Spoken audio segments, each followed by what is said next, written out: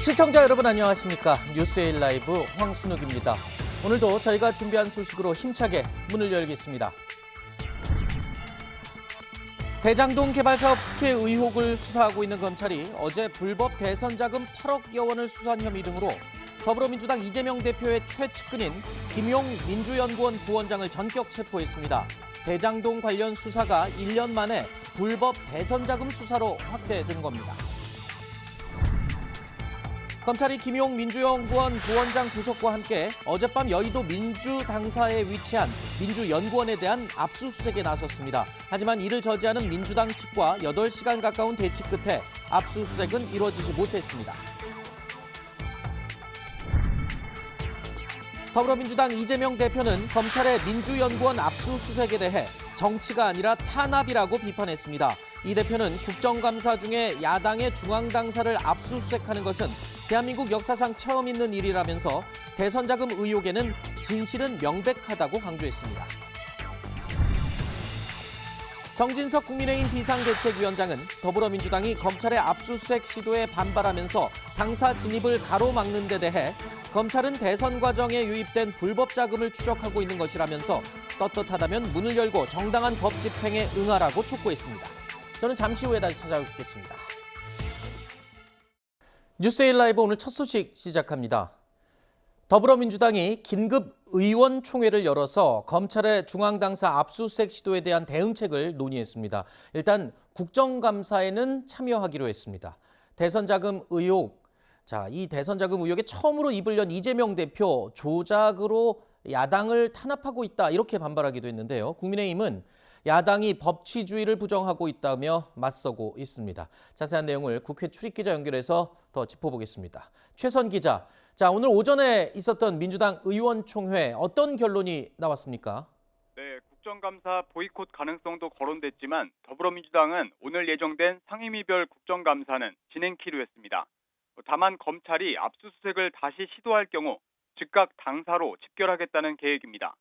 오늘 의총에서 이재명 대표는 측근인 김용 민주연구원 부원장의 불법 정치자금 수수 혐의 수사에 대해 처음 입을 열기도 했는데요. 이 대표는 정권이 바뀌고 검찰이 바뀌니 말이 바뀐다면서 진실은 명백하고 조작으로 야당을 탄압하고 정적을 제거하고 정권을 유지하겠다는 생각을 버리라며 윤석열 정부를 겨냥했습니다. 또 대선 자금 운운하는데 불법 자금은 1원, 본 일도 쓴 일도 없다며 김용 부원장은 오랫동안 믿고 함께했던 사람인데 여전히 그의 결백함을 믿는다고 말했습니다. 최 기자, 이 결국 국정감사는 그대로 진행되는 걸로 지금 알려졌는데 그런데 또 법사위는 상황이 좀 다르다면서요? 네, 조금 전 민주당 법사위 소속 의원들은 회의장 앞 기자회견을 열어 검찰의 압수수색 시도는 노골적인 국회 무시, 국정감사 방해라며 규탄 기자회견을 열었는데요. 중앙당사 압수수색 중지, 윤석열 대통령과 한동훈 장관의 사과, 이원석 검찰총장의 사퇴, 서울중앙지검장, 서울중앙지검 반부패 수사 3부장 등의 문책을 요구했는데요. 이 요구가 받아들여지지 않으면 오늘 정상적인 국감은 없을 것이라고 밝혔습니다. 반면 국민의힘은 민주당이 법치주의를 부정한다며 맹공을 펼쳤는데요. 정진석 비대위원장은 법치주의와 자유민주주의에 대한 정면 도전이라고 비판했습니다. 지금까지 국회에서 전해드렸습니다. 오늘의 주요 뉴스들 가운데 여러분께서 궁금해하실 만한 점을 저희가 Q&A에서 쉽고 친절하게 설명해 드리겠습니다. 오늘 저희가 준비한 첫 번째 Q&A 내용 먼저 확인해 보시죠.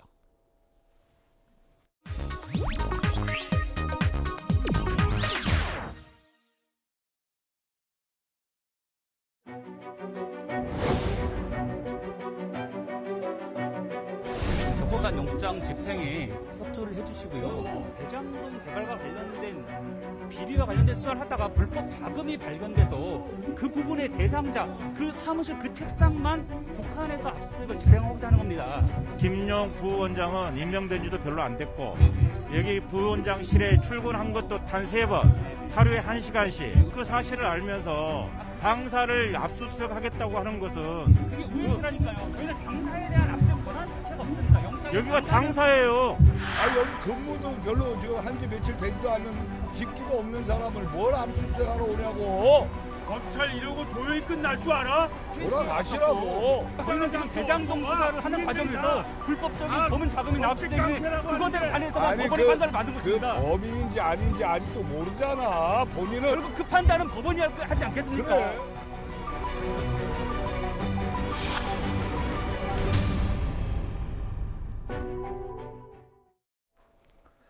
명쾌한 해설을 해주실 뉴스 전문가 두 분 소개합니다. 먼저 김영우 전 국민의힘 의원 오늘 시간 함께합니다. 안녕하십니까? 네, 어서 오십시오. 안녕하세요. 자, 이어서 정기남 조선대 정치외교학과 개건 교수도 오늘 함께합니다. 안녕하십니까? 어서 안녕하세요. 오십시오. 자, 영상으로 잠시 보셨습니다만 바로 어제였습니다. 검찰이 민주당 중앙당사에 위치한 민주연구원 사무실 압수수색을 시도했는데요. 민주당 의원들의 저지로 당사 앞에서 7시간 넘게 8시간 가까이 대치를 했고 결국에 검찰의 압수수색은 불발됐습니다. 늦은 밤까지 검찰의 당사 진입을 저지했던 민주당 관계자들 아주 격앙된 반응을 보였습니다. 대한민국 정치사에서 유례를 찾아볼 수 없는 무도한 행태라고 생각을 합니다.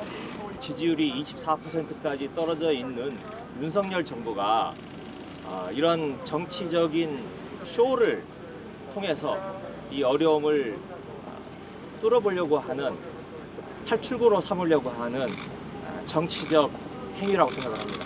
너무나 도발적이라는 겁니다. 대검을 상대로 국감을 하려고 하는 제1야당의 당사에 검사들이 들이닥쳐서 전격적으로 압수수색을 하려고 하는 것은 이 어려운 상황을 탈출하기 위해서 다분히 의도적으로 정치적 도발을 감행한 거다라고 생각합니다. 민주당은 사상 초유의 일이다. 그리고 또 유례 없는 일이라면서 강력하게 반발하고 있습니다. 하지만 또 한켠에서는 올 것이 왔다 이런 반응도 나오고 있습니다. 왜냐하면 검찰의 대장동 관련 수사는 이미 계속 진행이 되고 있었고 어차피 수사의 진행 중에 압수수색은 있을 수밖에 없는 과정이니까요. 이런 부분 얘기도 있고요. 실제로 뭐 대장동 수사는 지금까지 작년 9월부터 쭉 진행되어 온 건 사실입니다만 네. 최근 그 검찰의 어떤 움직임 자체가 대단히 이례적인 건 사실입니다.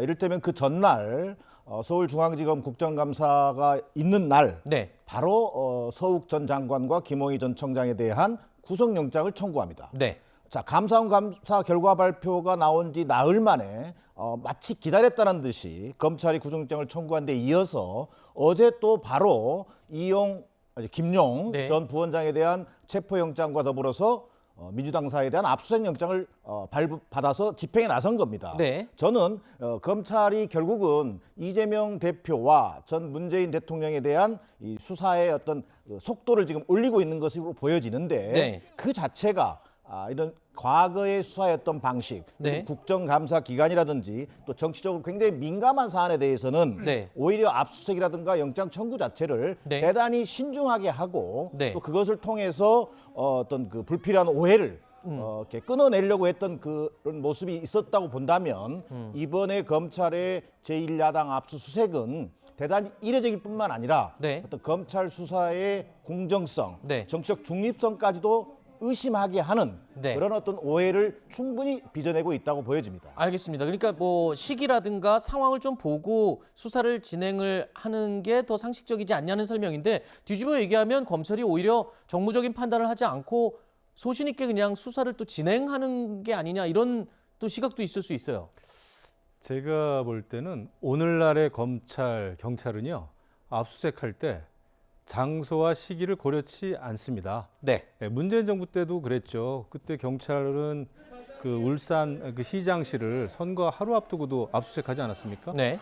그리고 또 문재인 정부 때도 예를 들면은 사실 당사보다도 어떻게 보면은 더욱더 성역이라고 할 수 있는 네. 정치적인 의미입니다만은 국회의원의 그 의원회관 사무실을 압수수색을 했죠. 네. 그렇기 때문에 오늘날 검찰이나 경찰이 뭐 어느 장소는 이 압수수색을 하는데 이 시기를 조정해야 된다라고 하는 개념이 없을 겁니다. 네. 청와대, 뭐 대통령실, 그다음에 뭐 국방부, 국정원도 전부 압수수색 당했거든요. 네. 그렇기 때문에 민주당사라고 해서 예외가 될 수는 없다. 그리고 이제 거기 압수수색 영장을 들고 간 그 검사 얘기가 그렇지 않습니까? 대장동 비리를 수사하다 보니까 불법 자금이 불거졌는데 그래서 부원장의 그 책상을 압수수색할 수밖에 없다. 네.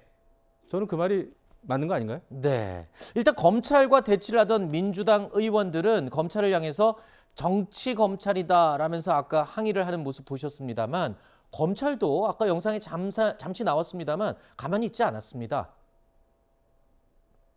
검찰이 이러려고 검찰하는 거 아니잖아. 지도부하고 말씀을 나눠서 빨리 돌아가세요. 그리고 식사도 하시고. 의원님, 저는 예나 지금이나 똑같은 검사고 똑같은 일을 하고 있는데 불과 몇 년 전에 제가 어떤 사건을 수사할 때는 민주당 의원님들께서 박수 치시고 잘한다, 제대로 해라, 잘하고 있다 라고 하시던 분들이 왜 이제는 다시 정치검찰이라고 하시니까 너무 마음에 안 듭니다. 여기를 상징적으로 이렇게 압수수색한다는 거는 국민적 공분을 살 수밖에 없어요. 긍정적인 건 절대 아니고요. 저희는 예외를 두지 않는 것뿐입니다. 자, 아마 저 해당 검사가 과거에 적폐 수사 때도 아마 그런 모양입니다. 담당을 했던 검사로 추정이 돼요. 그러니까 국정농단 수사 그 특검팀에 들어가서 수사를 했던 걸로 알려져 있습니다. 네, 그러니까 이제 그때는 왜 저에게 박수를 치던 의원님들이 오늘은 또 왜 이렇게 저지를 하느냐. 그러니까 본인은 수사에 임할 뿐이다. 근데 검찰의 입장도 일견 또 수긍이 갑니다. 네, 어쨌든 그 범죄 혐의에 대한 검찰의 수사는 당연하다고 봐야겠죠. 네. 그리고 지금 저기 호승진 부부장 검사로 알려져 있는데 뭐 저렇게 충분히 얘기할 수 있다. 또 다른 면에서 보면 이게 이제 이 검찰의 압수수색 시도 자체가 네. 대단히 정치적으로 보이는 측면이 있다는 겁니다. 장소 때문에 그렇겠죠. 그렇습니다. 네. 제1야당에 대한 압수수색이라고 하는 건 대단히 어려운 결정이죠. 네. 그리고 또 설사 야당에 대한 압수수색을 한다 하더라도 지금 그 거론되고 있는 김용 부원장은 부원장이 임명된 지 일주일여밖에 되지 않았습니다. 네. 이 사무실에 출근한 것도 3차례에 불과하다게요. 네. 이를테면 체포영장을 발부해서 자택도 압수수색했고 또 다양한 어떤 증거라든가 이런 것들을 아마 가지고 있을 텐데 네. 굳이 제1야당의 어떤 반발이 뻔히 보이는 상황에서도 네. 검찰이 실효성 없는 압수수색을 시도한 것은 네. 저는 대단히 검찰 스스로 정치 행위를 하는 것으로 비칠 수 있다라는 게 제 판단입니다. 그러니까 지금 말씀은 어차피 민주당사 안에 있는 민주연구원을 압수수색하면 민주당에서 강하게 반발할 거 뻔히 아는데 검찰이 지금 나섰다. 그만큼 세게 나오는 이유나 배경이 뭔가요? 근데 검찰 입장에서 수사를 하다가 민주당사에 있는 김용 부원장이 정치자금을 받아서 대선 때 썼다라는 의혹을 수사할 때 그러면은 민주당사라고 해서 압수수색을 하지 말아야 될까요? 그리고 그 김용 부원장이 출근한 지 얼마 안 됐고 뭐 3번밖에 출근을 하지 않았다라는 거는 저는 압수수색을 하지 말아야 되는 이유에 속한다고 보지 않습니다. 네. 첫날이든 한 번을 출근을 했든 2번을 출근했든 그 당사자가 정치자금을 받았고 그런 수사 선상에 올랐으면은 네. 그것은 압수수색을 할 수밖에 없다. 음. 민주당사라는 것 때문에 그 상징성 때문에 민주당은 이제 이거 정치 탄압이다. 네. 그러니까 이제 결국은 이재명 당대표의 여러 가지 불법 비리 의혹, 사법 리스크가 네. 민주당으로 완전히 크게 옮겨 붙은 거죠. 네. 저는 이 리스크는 결국 내후년에 있을 총선 리스크로 연결될 수밖에 없다. 알겠습니다. 결국은 이제 비명계 의원들과 또 친명계 의원들이 분열할 수밖에 없는 네. 그런 이제 계기가 시작됐다 이렇게 보여지네요. 지금 민주당 내부에서는 다시 또 있을 수 있는 압수수색에 대비해서 비상 대기를 하고 있다. 뭐 이런 소식도 들리는데 일단 검찰이 오늘 또 압수수색을 재시도할지 여부도 굉장히 관심이 쏠리고 있습니다. 어제 민주당 의원들과 검찰이 대치를 이어가던 중에요. 민주당 의원이 했던 발언이 또 관심을 끌고 있습니다. 어떤 발언이었는지 일단 들어보시죠. 그래 국정감사를 해야 되는데 갑자기 쳐들어와가지고 그러기도 하고 지금 가면 이미 다 치웠잖아요. 수가 있어요. 아니 이미 다 치웠다고요? 치웠지. 안 치웠겠냐 생각을 해봐라. 치웠다고요? 안 그랬겠어. 지금 그 말씀이 굉장히 아이고. 좀 위험하신 말씀인 게요. 위험한 게 아니라 아까 내가 박범계 저- 의원님께서는 오셔서 내 현실을 내일 오면 얘기하잖아. 자료를 다 제출하겠다고 하셨는데 아니, 그건 의원님 얘기하면 말씀을 들으면 내일 와도 어차피 아무런 자료 없다는 거 아닙니까? 다 부장검사 출신으로서 저희도 알고 있습니다. 네. 개인적인 경험에 의해 가지고 그게 본인 그건 개인적인 이해하고 말씀을 있어. 하신 거고. 지금 저 발언을 한 의원이 지금 주철현 의원인데 검사장 출신이에요. 근데 이미 다 치웠다. 이건 검찰 또 특히 검사 입장에서 증거인멸이라고 생각될 수밖에 없는 행동이잖아요. 검찰 출신의 의원이 이제 얘기를 했는데 그 사실과 본심을 얘기한 거죠. 늘상적으로 이제 압수수색을 들어간다 하면 더더군다나 이제 7시간 동안 지금 밖에서 대치를 하지 않았습니까? 네네. 이런 상황이라면 검사 출신의 국회의원이 딱 생각하겠죠. 아, 이거 이런 대치 상황 속에서 안에서는 치웠겠구나. 네. 라는 이제 본심을 얘기했을 텐데 그 사실 여부는 이제 진짜 압수수색을 해야 되고 수사를 네. 하면은 밝혀질 얘기죠. 그런데 특이한 사항은 예전 같으면은 그 검사들도 저렇게 압수수색을 하러 갔을 때 정치인하고 이렇게 논쟁을 벌이거나 그러진 않거든요. 그렇죠. 그런데 지금 그 민주당사 앞마당에서 그 검사하고 압수수색 담당하는 검사하고 국회의원하고 논쟁을 벌이네요. 네. 이게 달라진 풍경이죠. 이제는 그러니까 국회의원이라고 하는 직책, 정당이라고 하는 조직도 이제 검찰 수사선상에 쓰면은 성역이 아니라는 게 네. 이제 만천하에 드러난 건데 네. 조금 아슬아슬해 보입니다. 제가 볼 때는. 알겠습니다. 자, 어제 국정감사를 진행하는 도중에 민주당 의원들이 이 검찰의 압수수색 시도 사실을 알게 됐다고 하죠. 이 소식을 들은 야당 의원들은 국정감사를 하다 말고 모든 걸 중단하고 당사로 달려갔습니다.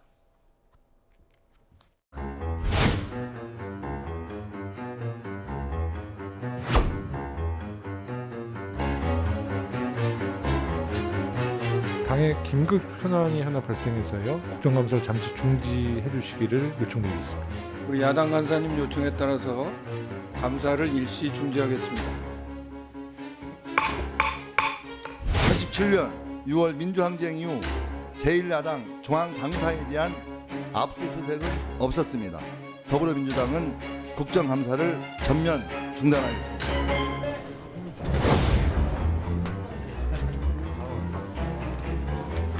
아이고 수고 많으셨어요. 네, 대표님 한 말씀만 좀 부탁드립니다. 입장 한번 해주세요.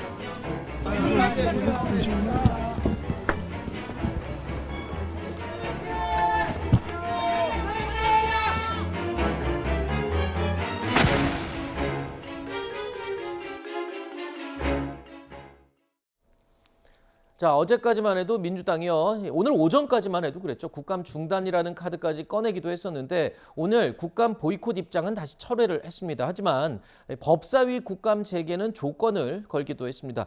사실상 법사위 국감은 검찰 수사와 맞물려 있기 때문에 보이콧 철회를 하지 않겠다는 의미로도 해석이 됩니다. 결국 오늘 대검찰청에 대한 국정감사는 야당 의원들이 불참한 가운데 시작이 되기도 했는데 이원석 총장 이 국감을 앞두고 기자들에게 이런 입장을 밝히기도 했습니다. 들어보시죠. 민주당에서는 김용 부원장 수사에 대해서 야당 정치 탄압이라고 하는데 이 부분에 대해서는 좀 어떻게 보고 계세요? 국정감사를 위해서 나왔고 관련된 내용에 대해서는 국감에서 질의가 있을 수도 있고 제가 또 말씀드릴 기회도 있을 거라고 생각이 됩니다. 그러니까 오늘 압수수색 영장 집행 시도도 될까요? 수사 상황에 대해서는 제가 지금 말씀드릴 단계는 아니고요. 국정감사장에서 말씀드리도록 하겠습니다. 이재명 후보와 관련해서 불법 여기까지만 대선 자금 확보됐다라는 정황도 이게 보고받으신 거 있을까요? 오늘 오전에 민주당은 긴급 의원총회를 열었습니다. 그리고 그동안 말을 아껴왔던 이재명 대표도 이 검찰 압수수색 시도에 대해서 강한 비판을 쏟아냈습니다. 들어보시죠. 국정감사 중에 야당의 중앙 당사를 이렇게 압수수색하는 일은 대한민국 역사상 처음 있는 일입니다. 정치가 아니라 이거는 그야말로 탄압입니다. 역사가 퇴행하고 있습니다. 진실은 명백합니다. 이런 조작으로 야당을 탄압하고 정적을 제거하고 그리고 정권을 유지하겠다 이런 생각 버려야 합니다. 오로지 검찰, 감사원, 경찰, 권력기관을 총동원해 전 정부와 야당 인사들에 대한 전방위적인 정치 탄압에만 몰두합니다. 민주화 이후 이처럼 국가적 긴급 현안은 내팽개친 채 야당 탄압과 정치 보복에 전면적으로 나선 정권은 없었습니다. 사상 유례없는 검찰 쿠데타로 기록될 것입니다. 자, 이재명 대표와 박홍근 원내대표 둘 다 지금 야당 탄압이라고 말을 했습니다만 사실상 어제 이 압수수색은 김용 부원장, 즉 이재명 대표와 직접적으로 지금 관련되는 그 일이잖아요. 그래서 이번에 오늘 아침에 오늘 뉴스 시작 직전에 아마 이재명 대표가 했던 저 말인데 굉장히 관심을 끌 수밖에 없는 발언이었습니다. 그렇습니다. 이게 이제 김용 부원장의 체포로서 대장동 특혜 수사에서 이른바 대선 자금 수사로 지금 옮아가고 있는 그렇죠. 거거든요. 그럼 결국은 그 목표와 타깃이 결국은 이재명 대표일 수밖에 없다. 이렇게 볼 수밖에 없는 것이고요. 지금 야당 입장에서는 국감 중 그 야당 대표에 대한 어떤 야당에 대한 압수수색 이런 것들도 이례적일 뿐만 아니라 네. 이 자체가 결국은 정치 보복 차원에서 이루어지고 있다는 데서 심각성을 느끼는 것이고요. 네. 오늘 그럼에도 불구하고 국감은 국감대로 진행하되 네. 그 정치 검찰의 어떤 이런 의도에 대해서 네. 맞서겠다, 네. 투쟁은 또 병행하겠다 이런 입장을 내놓는 것은 그나마 바람직한 것으로 보여집니다. 네. 그러나 여기서 분명히 지적해야 되는 것은 야당 입장에서는 네. 수사의 형평성이라고 하는 관점에서 지금 검찰이 문재인 정부와 이재명 대표에게만 모든 칼날을 맞추고 진행되고 있는 이 방식에 대해서 충분히 지금 문제 제기하고 있는 것으로 보여집니다. 네. 그런데 이 몇 개월 동안 대장동 개발 의혹이라는 제목이 붙었던 사건이 어제와 오늘 하루를 지나는 사이에 대선 자금 수사라는 것으로 성격이 확 바뀌었습니다. 그렇습니다. 그런데 이제 사실은 그 압수수색은 지금 이제 대선 자금과 관련해서는 처음 들어갑니다만은 여태까지 사실은 그 대장동 개발 사업과 관련해 가지고 이것이 대선 자금으로 여러 가지 자금 마련하고 관련이 있지 않겠느냐는 그런 그 어떤 소문은 파다했어요. 그렇죠. 근데 이제 검찰이 직접 수사를 하면서 이게 드러나니까 이런 것은 압수수색은 전격적으로 하지 않으면 소용이 없지 않습니까? 네. 이것은 뭐 국감이라고 해서 국감 끝날 때까지 기다린다? 이것은 검찰의 입장에서는 또 그렇게 할 수는 없다 생각이 됩니다. 근데 이제 워낙 야당 입장에서는 당혹스럽겠죠. 더더군다나 대선 자금, 이재명 또 당대표가 연루돼 있는 이런 그 사건 네. 굉장히 당혹스럽겠지만 또 네. 정치 탄압이라고 생각을 하겠지만은 결국은 뭐 법치를 실현한다고 하는 차원에서는 어쩔 수가 없잖아요. 사실 문재인 정부 내에서도 적폐청산이다 뭐다 해가지고 시기와 장소를 고려치 않고 엄청나게 많은 사람 장소를 압수수색을 했었습니다. 그래서 네. 이것은 뭐 여야가 바뀐다고 해가지고 네. 그 과거의 그런 그 관점이나 시각을 바꿀 일은 아니다. 저는 오히려 국감 시즌에 그 피감 기관인 검찰이 그 민주당사를 압수수색했다고 한다는 점에서 뭐 이제 야당에서는 정치 검찰이다, 정치 탄압이다 그러지만은 제가 볼 때는 굉장히 용기 있는 일이에요. 그리고 이런 상황에서 민주당이 국감을 전체적으로 보이콧 안 하기로 한 것은 굉장히 잘한 결정입니다. 알겠습니다. 하지만 법사위 국감을 안 한다? 그건 좀 이상해요. 네. 이럴 때일수록 뭐 궁금한 거를 물어볼 수 있을 텐데. 네. 그래서 저는 국감이라고 하는 것은 국회의 권리이기도 하지만은 사실은 국민들이 부여한 의무입니다. 네. 국감을 정치적인 어떤 그 잣대에 따라서 이번엔 하고 또 보이콧하고 네. 이것은 안 맞아요. 뭐 조건부를 걸기는 했습니다만 자 일단 이번 당사 압수수색 시도가요. 야당 탄압이라는 민주당의 주장 그리고 어제 오늘 벌어지는 이 상황에 대해서 대통령은 어떻게 보고 있을까요? 오늘 출근길 문답에서 이런 입장을 밝혔습니다.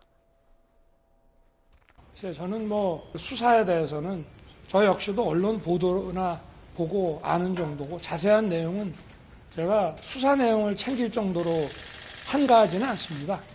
그렇지만 뭐 야당 탄압이라는 얘기가 나오면 지금의 야당이 여당이던 시절에 그 언론사를 상대로 며칠 동안이나 압수수색을 했던 그런 것들을 좀 생각을 해보면은 그런 얘기가 과연 정당한 것인지 국민들이 잘 아실 거라고 생각합니다.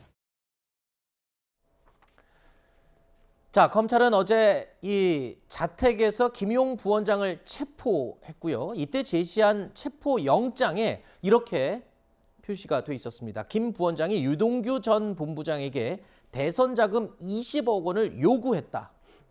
이렇게 적혀 있는 것으로 알려지고 있습니다. 자금 명목을 대선 자금이라고 검찰이 명시를 한 건데요. 이르면 오늘 김용 부원장에 대한 구속영장을 청구할 예정으로 알려지고 있습니다. 자, 자금을 요구했던 그 시기가 언제였는지를 들여다보면 지금 대선 자금 수사와 맞물립니다. 또 대장동 개발 사업자들이 돈을 건넨 시기도 구체적으로 언급이 되고 있는데 이래서 지금 이게 대선 자금 수사로 확산이 되고 있는 이유이겠죠. 그렇죠. 보니까 지난해 4월에서 뭐 8월 사이라 그래요. 그 3번에 걸쳐서 이제 합해서 한 8억 원 상당의 자금을 받았다고 하는데, 그러면 이제 민주당이 이제 한창 경선이죠. 경선 이런 거 치를 때인데, 그러다 보니까 이제 그리고 이제 그 영장의 대선 자금이라는 게 적시가 됐다는 거 아닙니까? 네. 그렇다면 상당한 그 증거가 확보됐어야 영장에도 그렇게 적시를 할 수 있을 텐데. 네. 그러니까 이게 이제 바로 이제 이재명 당대표의 사법 리스크가 대선 불법 자금 이렇게 수수가 되는 거죠. 네. 그리고 이제 김용이라고 하는 사람은 워낙 이재명 대표가 나의 측근이라고 하면은 정진상이나 김용 정도는 돼야 된다. 그렇죠. 그리고 분신이라는 표현을 쓴 적이 있어요. 네네.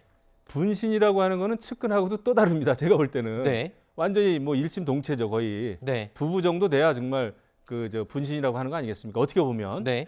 이런 차원에서 봤을 때 이 자금의 흐름이나 이런 거를 이재명 대표는 자기는 뭐 김용이라고 하는 사람은 그거를 쓸 사람이 아니다. 네. 성실한 사람이다라고 얘기는 했지만 이것을 몰랐을지 이것은 이제 수사를 해봐야 알겠죠. 자, 불법 대선 자금 의혹으로 번진 이 대장동 수사. 이재명 대표는요. 일단 불법 대선 자금 의혹이라고 말하는 것 자체에 대해서 전면 부인하고 나섰습니다. 남욱이라는 사람이 귀국할 때 JTBC와 인터뷰한 게 있습니다. 10년 동안 찔르는데도 씨알이 안 먹히더라. 그리고 그들끼리 한 대화 녹취록에 이런 얘기가 나옵니다. 우리끼리 주고받은 돈 주고받는 이런 거는 2층 즉 성남시장실이 알게 되면 큰일 난다. 정권이 바뀌고 검찰이 바뀌니까 말이 바뀌었습니다. 대선 자금 운운하는데 불법 자금은 이런 본 일도 쓴 일도 없습니다. 김용 부원장은 오랫동안 믿고 함께 했던 사람인데 저는 여전히 그의 결백함을 믿습니다. 김 부원장의 금전 거래들은 사실이 아니라고 보시는 겁니까? 자, 검찰은 체포영장에 김용 부원장이 20억 원을 대선 자금에 필요하다면서 요구했다는 진술까지 명시를 한 걸로 알려지고 있지만 이재명 대표는 이런 한 푼도 대선 자금을 그렇게 쓴 적이 없다라고 얘기를 하고 있습니다. 선을 딱 그어놨습니다. 뭐 어쨌든 자신 있게 얘기한 부분이고 또 김용 부원장에 대한 어떤 결백을 믿는다라는 뜻 아니겠습니까? 네. 어제 김용 부원장도 입장을 통해서 불법 자금을 수사한 적이 전혀 없고 없는 죄를 지금 만들고 있다라고까지 얘기를 했거든요. 네. 이 말은 무슨 얘기냐면 결국은 이 검찰의 지금 움직임 자체가 약간 조작 수사일 가능성을 지금 제기하는 겁니다. 네. 이를테면 어제 유동규 소위 이른바 전 본부장이 오늘 새벽이죠. 오늘 네. 새벽 풀려납니다. 네. 그리고 최근 한 달 정도 변호인 접견을 거부한 채 검찰이 수사를 상당히 박차를 가했던 과정이 있습니다. 네. 결국은 이재명 대표나 야당 입장에서는 김 원장의 결백을 믿음과 동시에 이 수사의 초점을 이 검찰이 짜맞추기 수사를 통해 가지고 결국 유동규의 어떤 위증을 강요했을 가능성이 있다라고 네. 하는 관점에서 검찰 수사의 정당성 자체를 네. 문제시하는 것으로 봐야 될 것 같습니다. 네, 이게 보는 시각이 두 가지가 있어요. 짜맞추기 수사로 유동규 전 본부장을 압박을 한 것이냐, 아니면 또 한켠에서는 버티던 유동규 본부장이 이 실토를 해서 불리한 진술을 하고 지금 풀려난 거냐, 뭐 여러 가지 설들이 지금 돌고 있습니다. 일단 오늘 새벽에 풀려난 구속기한 만료로 풀려난 유동규 전 본부장의 모습을 보시죠.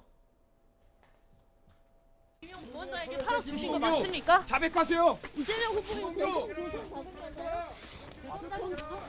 8억은 김용 부원장에게 제공하신 건가요? 검찰 압박 회유 있었어요? 회유 받았나요? 한 말씀만.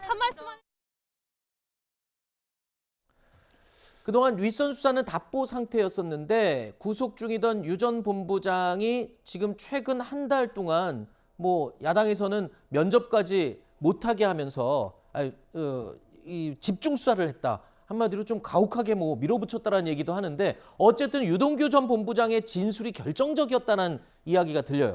대장동 개발 사업을 보면은 유동규 본부장의 진술이 모든 진술이 네. 아주 핵심적일 수밖에 없어요. 성남 도시개발 본부장 아니었습니까? 네. 그리고 그 스스로 극단적인 선택을 한 그 김문기 네. 씨하고도 함께 일을 했고 그래서 여러 가지 아마 뭐라 그럴까요? 마음이 무거웠을 겁니다. 네. 같이 데리고 일했던 사람이 수사를 받다가 스스로 극단적인 선택을 했고 이런 상황에서 야당에서는 탄압이다. 검찰이 회유한 거다 얘기하지만은 유동규 또는 이제 검찰 입장에서는 사실 확인을 위한 설득이었겠죠. 그리고 그런 식으로 수사를 하지 않습니까?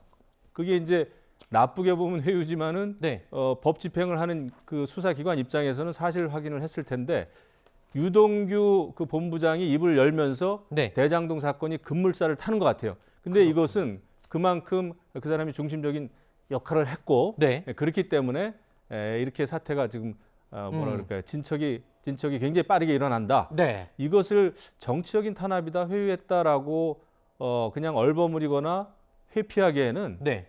이 대장동 개발 사업이 그렇지가 않은 것 같습니다. 네. 결국은 그 윗선, 결국은 뭐 이제 이재명 당대표까지 수사 선생이 오르지 않겠나라는 예측이 지금 이제 굉장히 설득력이 있는 것 같아요. 그러니까 이재명 대표는 아니라고 얘기를 하지만 유동규 전 본부장은 일단 대장동 사건의 핵심 인물인 거 모든 걸 알고 분명하고요. 있죠. 모든 걸 알고 있죠. 김용 부원장 그리고 정진상 실장 이런 인물들은요 대장동 사건에서 빼놓을 수가 없는 중심 인물들입니다. 사실 유동규 전 본부장과 김용 부원장 그리고 이재명 대표의 또 다른 측근 아까 말씀드린 정진상 정무조정실장까지 이 세 사람 간의 유착 의혹 이 의혹은 지난해 검찰이 대장동 특혜 의혹을 수사하기 시작할 때부터 가장 먼저 제기됐습니다. 압수수색 당시에 자살한다고 약을 먹었다고 해요. 그래서 뭐 침대에 들어 누워 있었다 뭐 이런 본인밖에 알 수 없는 상황을 어떻게 이렇게 잘 아세요? 우리하고 전혀 인연 없는 사람이 아닌데 하여튼 제가 가까이 있는 사람들과 아는 사이 아니겠어요? 김용 선대위 본부장하고 정진상 부실장이 유동규 씨 압수수색 당한 날까지 통화했다는 보도가 있었는데요. 이제 본인이 김용 본부장과 시인을 통화했다는 시인을 했는데 저는 뭐 특별히 기억나는 게 없네요. 본인들이 입장을 냈다니까 그분들한테 한번 확인을 해보시는 게 좋지 않을까 싶습니다.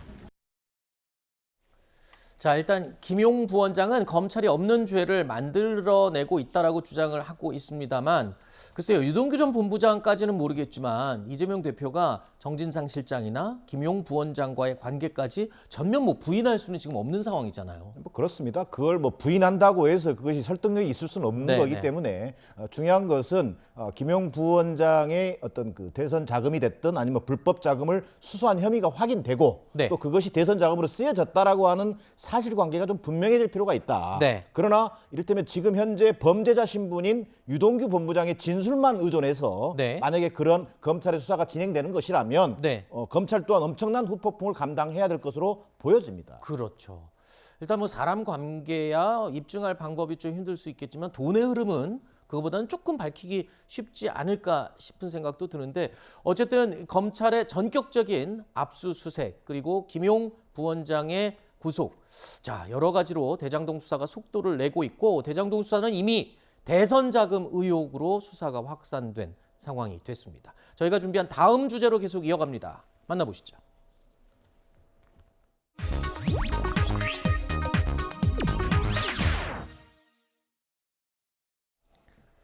자, 계속 이와 관련된 이야기 이어가겠습니다. 민주당사 압수수색 시도로 이재명 대표를 둘러싼 사법 리스크가 이제 정치권의 태풍의 눈으로 급부상했습니다. 국민의힘에서는요, 민주당을 향해서 검찰 수사에 협조를 하라면서 공세 수위를 끌어올리고 있습니다. 공무집행을 의도적으로 방해하는 또 다른 범법 행위일 뿐입니다. 이것은 법치주의와 자유민주주의에 대한 정면 도전입니다. 지금 검찰이 벌이고 있는 정당한 법집행은 문정권 초기에 전방위적으로 조직적으로 살벌하게 자행했던 그런 적폐청산과는 결이 다른 것입니다. 지금 검찰의 정당한 법집행은 전대미문의 토지개발 사기 사건으로 선량한 국민들이 피해를 본 바로 그 사건과 대선 자금의 흐름에 대해서 추적하는 그것을 수사하고 있을 뿐입니다. 고립무원 이 대표의 남은 선택지는 죄를 실토하고 석고 대제하는 것뿐입니다. 죄악의 실체를 감추려고 조직적으로 거짓말과 정치 성동을 일삼는 민주당 역시 공당으로서 책임을 다해야 합니다. 정치권에서는 결국 올 것이 왔다는 평가가 나오고 있습니다. 사실 국민의힘 입장에서는 김용 부원장의 이 구속은 굉장히 지금 중요한 포인트가 될 수밖에 없죠. 왜냐하면 과거에 아까 우리 김용호 의원께서 말씀하신 것처럼 이재명 대표가 분신이라는 말까지 했었던 인물이거든요. 그 과거 발언을 저희가 다시 한번 찾아봤습니다. 정하고 이제 시정을 이제 같이 했죠. 제가 딱 한마디만 말씀을 드리면 정말로 유용한 사람이다. 유용하다. 쓸데가 많다. 제가 계속 좀 써먹으려고 그랬는데 좀 딴 데 한번 써보겠다고 그래서 제가 할 수 없이 나와줬습니다만 제 분신과 같은 사람이어서 앞으로 큰 성과를 만들어낼 아주 유용한 제목이다라는 말씀을 제가 드리겠습니다. 지금 박대출 의원은 심지어 아바타가 분신이라는 뜻이다. 본체가 조종해야 움직이는 게 아바타 아니냐 뭐 이런 이야기까지 했는데 아까 이재명 대표가 그랬어요. 이런 한 푼도 부당하게 쓴 적 없다라고 확신한다라고 했는데 글쎄요. 아까 말씀하셨지만 수사 결과에 따라 어떻게 될지 모르는 일인데 김용 부원장과의 관계는 이재명 지금 대표에겐 치명적인 거겠죠. 그렇죠. 이제 그 두 사람이 가깝다고 하는 것은 누구도 부인을 못할 겁니다. 그걸 부인하면은 더 이상한 거죠. 네. 근데 결국은 이제 돈 관계라든지 여러 가지 그 대장동 개발 사업과 관련해 가지고 부정 비리가 있었는데 그것을 이재명 당대표도 알고 있었느냐? 그다음에 또 대선 자금의 흐름까지도 알고 있었느냐? 네. 김용이라고 하는 사람이 이재명 당시 후보에게 이야기를 했느냐? 라는 것은 수사를 통해서 밝혀질 수밖에 없는 거죠. 이것은 우리가 아무리 이런저런 얘기를 해본들 뭐 야당에서는 정치 탄압이라고 그럴 것이고요. 네. 그렇기 때문에 밝혀질 수가 없다. 그래서 굉장히 이제 민주당으로서도 어려운 일이겠습니다만은 이것은 검찰 수사를 피해가기는 어렵다. 네. 그리고 이것이 길어지면 길수록 민주당 지도부의 그 어떤 상처, 데미지가 굉장히 커지겠죠. 네. 그러면은 이게 제가 볼 때는 대선 자금 얘기까지 나왔기 때문에 친명계, 네. 또 비명계 의원들 간의 갈등으로 비화할 가능성이 크다. 또 총선이 가까워질수록 이런 상태에서는 총선을 칠 수 없다라고 하는 민주당 내부의 목소리가 나올 수밖에 없죠. 네. 그래서 그것은 물론 여야 간의 대치 상황도 굉장히 이제 극한으로 치닫겠습니다만은 네. 민주당 내부의 내홍도 제가 볼 때는 예측이 되고 또 서른 그 민주당 의원은 벌써 이야기하지 않습니까? 이런 거 다 예측한 문제다. 그래서 내가 작년에 이재명 의원 당대표 나오지 마시라고 한 거다. 그게 이제 결국은 친명계 비명계의 갈등으로 비화가 되겠죠. 지금 친명 비명 갈등을 말씀하셨는데 며칠 전에 계속 이 친문계 의원들 사이에서 그런 얘기가 나왔잖아요. 그러니까 지금 이재명 호를 타고 총선까지 과연 갈 수가 있겠느냐. 지금 이게 구체화되고 있는 것 같아요. 그 위험이 당 내에서. 물론 뭐 당 내에서 여러 가지 그 갑론을박이 있을 수 있겠습니다만 현재 당내 분위기는 네. 사실은 좀 약간 격앙된 분위기와 약간의 당혹감이라고 봐야 될 것 같습니다. 네. 왜냐하면 이 당혹감은 뭐냐면 결국은 예상은 했지만 사법 리스크가 현실화되는 것 아니냐. 네. 심지어 이화영 부지사, 김용 부원장 그 다음은 또 예를 들어서 지금 벌써 당내에서는 이 다음은 정진상 아니겠느냐. 네. 그리고 이재명 대표를 옥죄해오는 검찰 수사. 네. 그 다음에 문재인 정부에 대한 뭐 어떤 속도감 있는 검찰의 수사. 네. 이런 것들을 보면서 이재명 대표 문제만 국한시켜 본다면 사법 리스크가 현실화되면서 당내에서 뭔가 여러 가지 다양한 얘기들이 나오고는 있습니다만 현재는 검찰의 공세와 정부 여당의 태도에 대해서 강력하게 지금 맞서 싸우는 국면이기 때문에 네. 당분간은 단일 대우를 유지하면서 네. 검찰 수사에 맞서는 그런 상황이 될 것으로 보여집니다. 일단 국민의힘은 지금 공격의 수위를 가장 높일 수 있는 시기가 온 거겠죠. 성일종 의원은 과거에 이재명 대표가 썼던 SNS의 글을 인용하면서 이렇게 비판하기도 했습니다. 이재명 대표께서 전에 말한 내용들을 제가 직접 읽어드리겠습니다. 2017년 7월 18일 페이스북에 도둑 잡는 게 도둑에겐 보복으로 보일 수 있겠지만 제겐 보복이 아니라 정의와 상식의 구현으로 보입니다.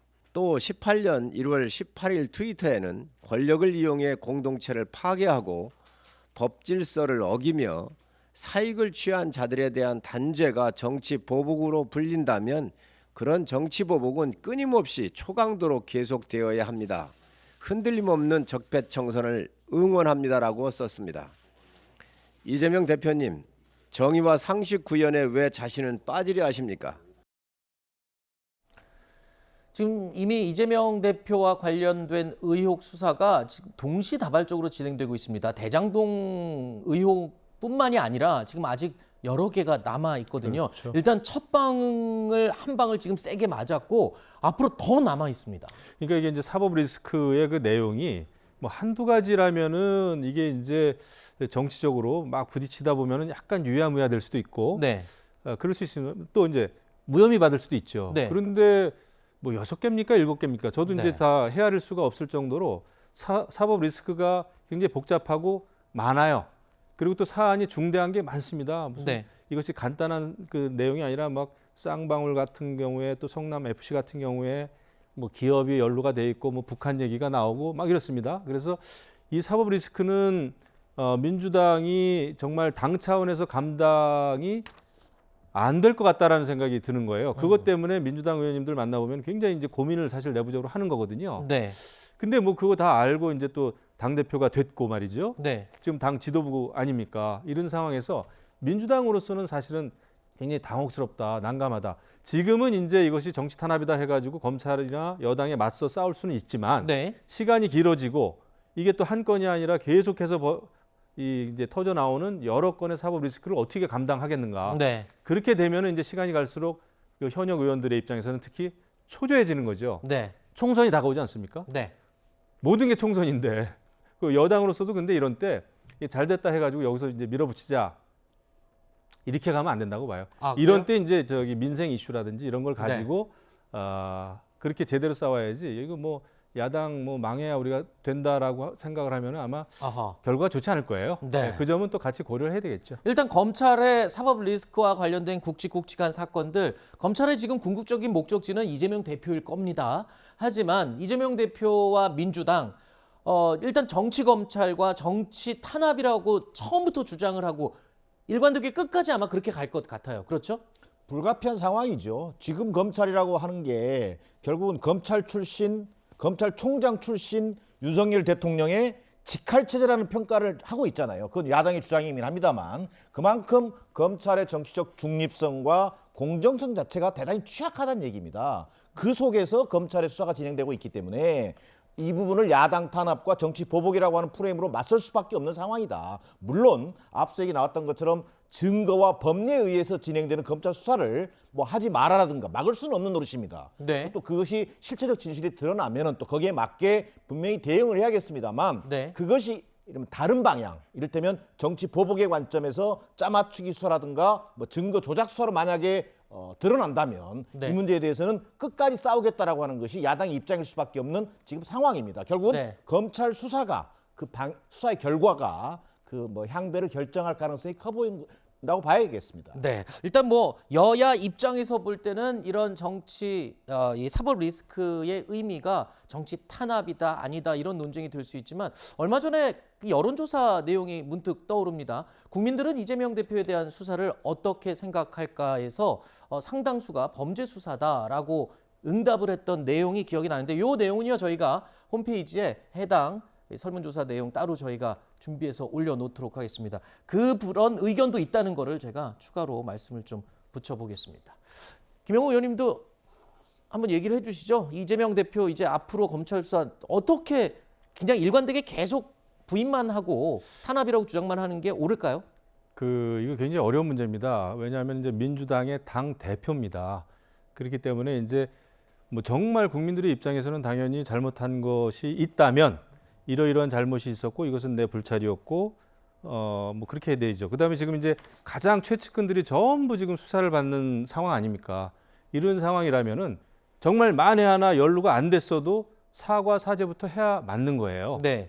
왜냐하면 지금 뭐 가장 최측근들이 지금 체포당하고 수사당하고 압수수색당하고 이러고 있지 않습니까? 그러면 그것만으로도 정당의 당대표는 예전 같으면 예전 기준으로 치면은 대국민 사죄를 해야 맞죠. 사실은. 네. 그래야 민주당 전체로 봐서는 그래도 그것이 조금이나마 그 사법 리스크를 줄이는 건데 그게 아니고 지금 강대강으로 이건 정치 탄압이다라고 하는 그런 프레임으로 밀고 가면은 국민들이 아까 말씀하셨지만은 범죄 수사, 부정비리 뿌리 뽑아야 된다고 과거에 이재명 그 대표가 여러 번 얘기했는데 왜 자기만 빠지려고 그러지?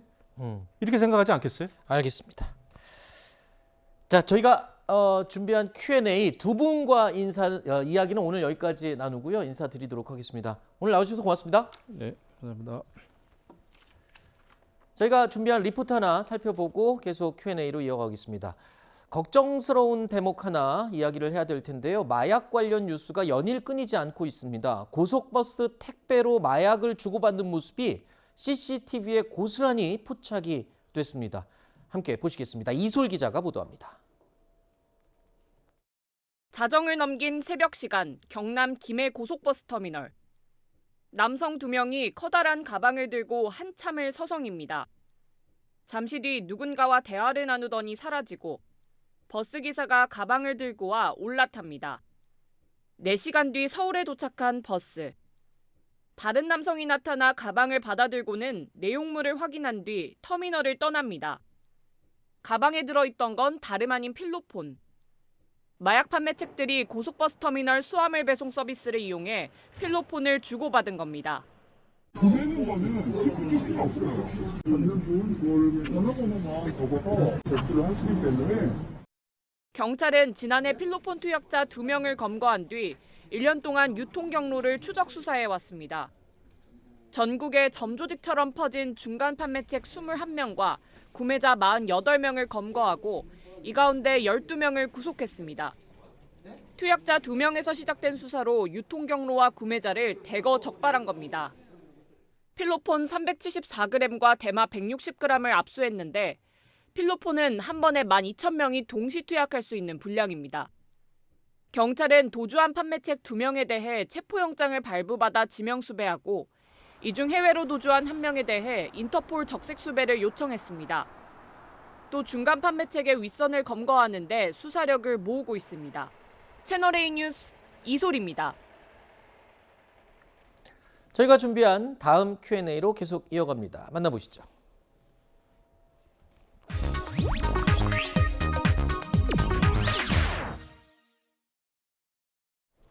이번 주에 가장 뜨거웠던 연예계 소식들 모아봤습니다. 강희롱 더 팩트 연예부장과 이야기해보겠습니다. 안녕하십니까? 어서 오십시오.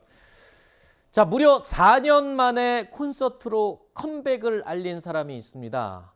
이 한마디면 누군지 아실 겁니다. 가왕, 조용필 씨죠. 자, 화면으로 잠시 보시죠.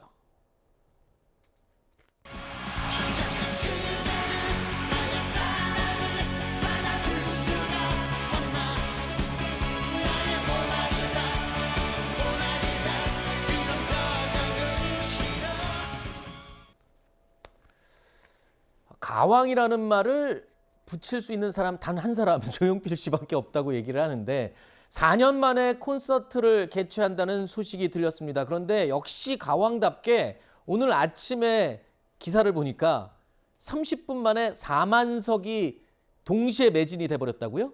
그렇습니다. K스포돔이 한 번에 10,000명 정도 들어가는데 네. 이틀간 2회씩 공연을 하면 이제 4회잖아요. 네. 근데 사실 그동안에 이렇게 조기에 몇 분 만에 매진된 사례는 많았지만 네. 조용필 씨에 대한 어떤 팬들의 기대감은 굉장히 폭발적인 것 같아요. 아, 그럼요. 4만석을 30분 안에 다 매진시켰다는 거는 네. 그동안 활동을 전혀 하지 않았지 않습니까? 그러니까요. 매스컴에 전혀 나오지 않았고 그만큼 조용필의 말씀하신 그 가왕이라는 명칭이 네. 잘 어울리는 것 같습니다. 그런데 이번에 4년 만에 컴백한 콘서트인데 또 특별한 의미가 몇 가지 있다면서요? 이번 콘서트에 네, 어떤 그렇습니다. 게 있습니까? 조용필 씨는 이제 5년 전에 네. 2018년에 50주년 공연이 있었습니다. 네. 그리고 나서 그 다음 한 해를 걸러서 20년쯤에 다시 콘서트를 하려고 그랬는데 네. 코로나 때문에 그랬죠. 이제 밀렸고 올해가 몇 주년 얘기하긴 좀 그렇지만 네. 4년 만이니까 그래서 조용필 씨는 나훈아 씨가 무대에서 콘서트를 하는 것과 대비해서 많은 팬들이 조용필 씨를 언제 나오나 네. 굉장히 목말라 했던 참이었거든요. 그랬죠. 근데 이번에 또 조용필 씨가 2013년에 콘서트 신곡을 낸 이후에 네. 9년 만이거든요. 네. 신곡도 발표한다고. 아, 신곡을 몇 곡이요? 제가 가요 관계자 측근하고 통화를 했는데 2곡입니다. 아, 신곡 2곡. 예, 곡목 이름도 야. 들었지만 이 2곡은 이번 콘서트 때 공개를 하기 때문에 네. 그냥 비밀을 좀 유지해달라. 아, 알려주실 수 없습니까? 그렇습니다. 일단 네. 이번 콘서트에서 새로 발표하는 2곡이 발표된다는 거는 새로운 소식이군요. 그렇습니다. 근데 네네. 제목은 알고 계시지만 지금 네. 말씀해 주실 수 없다. 아, 이 한번 컴백할 때마다 가요계에 신드롬을 일으키고 정말 바람을 몰고 오는 조용필 씨인데 이번에는 또 바운스 같은 또 열풍을 일으킬 만한 곡들이 될지 2곡이나 된다고 하니까 굉장히 좀 기대가 되는데요. 저 바운스가 나왔을 때 다들 깜짝 놀랐었죠. 아니, 저렇게 오래된 가수가 어떻게 저렇게 젊은이들의 감성까지 짚을 수 있었는지 신곡도 기대가 됩니다. 그대가 돌아서면 두 눈이 마주칠까 심장이 바운스 바운스 두근데 들릴까봐 겁나 처음 본 순간부터 내 모습이 내 가슴 울렁이게 만들었어. 자, 이번에도 저런 바운스 못지않은 노래가 될지 정말 기대가 되는데 어떤 풍의 노래인지는 말씀해 주실 수 없으세요? 사실 제가 좀 전에 나훈아 씨 얘기를 언급했지만 네. 비교는 되지만 네. 장르가 전혀 다릅니다. 아, 그렇죠. 네, 다르기 때문에 조용필 씨 곡은 9년 전에 헬로라든가 바운스 지금 그렇죠. 그런 노래처럼 저런 기타, 어쿠스틱 기타와 또 전자 기타 뭐 다양한 악기를 동원해서 네. 빠른 경쾌한 그런 리듬의 곡을 많이 소화를 했는데요. 그렇기 때문에 젊은 세대가 좋아하는 건데요. 그렇죠. 이번에도 아마 그런 거를 기대해도 좋을 것 같습니다. 자, 일단은 서울에서만 콘서트를 4번 한다고 하는데요. 뭐 이미 30분 만에 전석이 매진됐으니까 글쎄요. 뭐 방송이나 다른 녹화물을 통해서 만날 수 있는 방법밖에는 없을 것 같아요. 좀 아쉽긴 하네요. 가요계의 전설적인 인물인 만큼 수많은 가요계 후배들 역시도 조용필 씨의 컴백 여기에 존경심을 표하고 있는데요. 화면으로 보시죠. 후배 뮤지션으로서 정말 담고 싶은 부분은 진짜 바운스가 나왔을 땐 정말 대단한 충격이었던 것 같아요.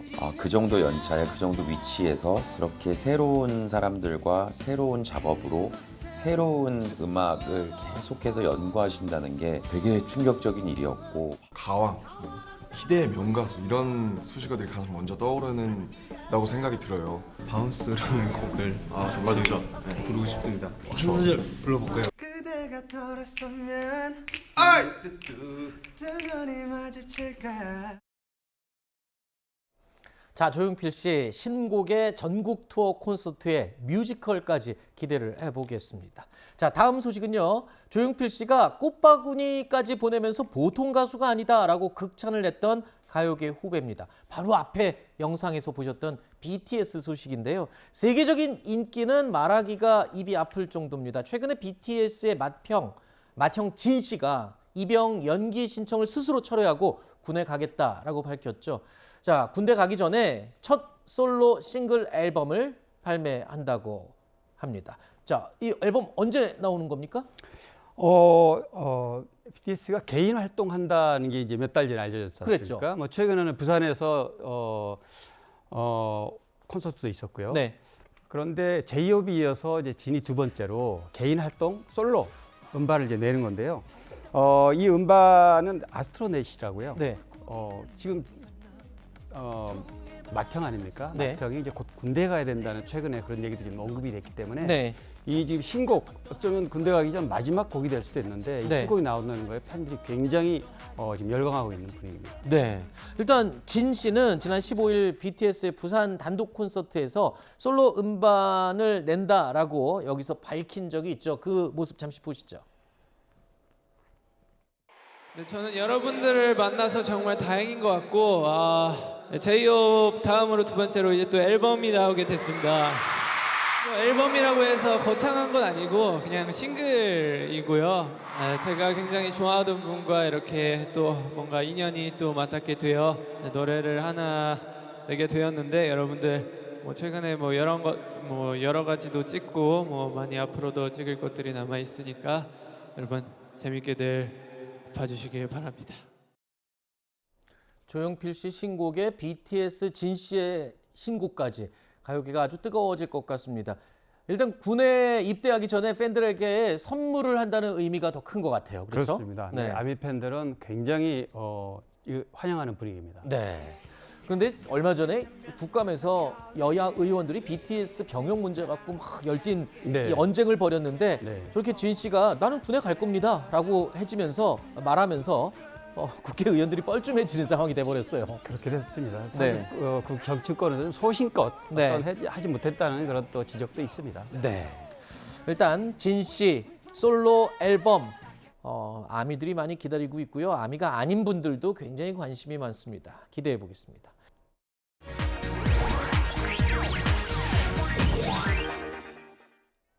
경제 톡톡톡입니다.